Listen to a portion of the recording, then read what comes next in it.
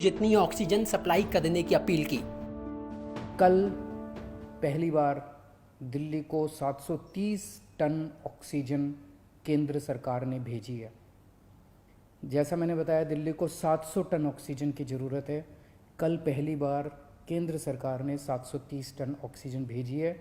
हम तहे दिल से दिल्ली की जनता की तरफ से, उनका मुख्यमंत्री होने के नाते मैं केंद्र सरकार का बहुत बहुत शुक्रिया अदा करता हूँ।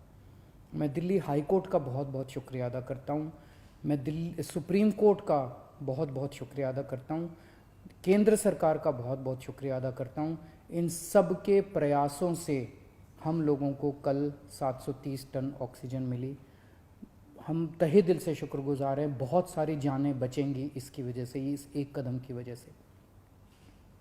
लेकिन एक दिन 700 टन ऑक्सीजन आने से काम नहीं चलेगा।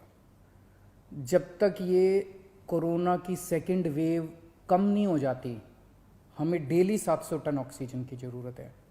ऐसा ना हो कि कल 700 टन आई और आज फिर से 400-300 टन आ जाए, फिर से सारे अस्पतालों के अंदर हाहाकार मच जाएगा। मेरी सबसे हाथ जोड़ के विनती है, अपील है, प्रार्थना है कि ये 700 टन ऑक्सीजन अब कम मत होने दीजिएगा।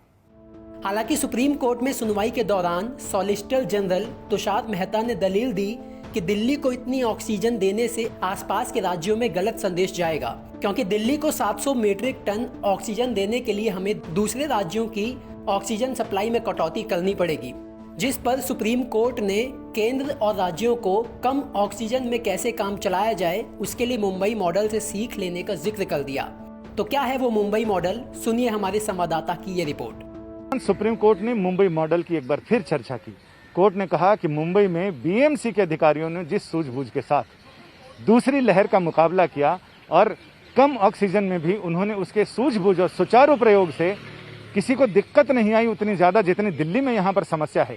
तो क्यों ना केंद्र और राज्य सरकार अपनी योजना बनाते समय, तीसरी लहर की योजना बनाते समय, क्यों ना राज्य सरकारें और केंद्र सरकार मुंबई के विशेषज्ञ अधिकारियों की मदद ले। क्या है मुंबई मॉडल, हम इस पर भी बात करना चाहते हैं।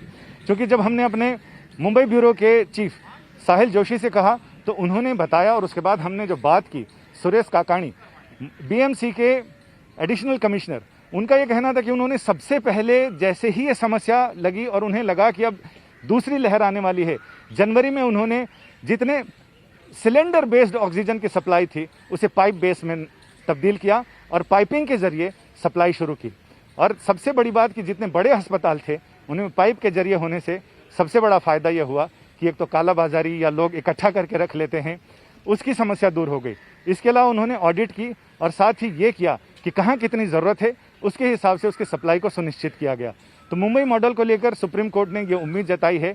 कोर्ट ने कहा है कि एक देशव्यापी, देश भर में ऑक्सीजन सप्लाई यानी उत्पादन, सप्लाई, ज़रूरत, इनको लेकर एक ऑडिट होनी चाहिए ताकि तीसरी लहर आए तब तक हमें कुछ अंदाज़ा रहे कि हमें इसको कैसे टैकल करना है।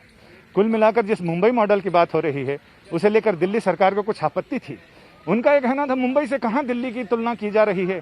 मुंबई में 10 लाख लोगों पर लगभग 4.5 लाख की टेस्टिंग हो रही थी, लेकिन हम 10 लाख लोगों में से 9.5 लाख से ऊपर की टेस्टिंग कर रहे हैं और साथ ही हमारे यहाँ पॉजिटिव मरीजों की संख्या भी ज़्यादा है। लिहाजा मुंबई में कम टेस्टिंग और कम पॉजिटिव लोगों के बावजूद उन्होंने कितने ऑक्सीजन में अपना काम चलाया हमें नहीं पता, लेकिन हमें अभी रोज़ाना की 900 मीट्रिक टन कम से कम ऑक्सीजन सप्लाई की ज़रूरत है।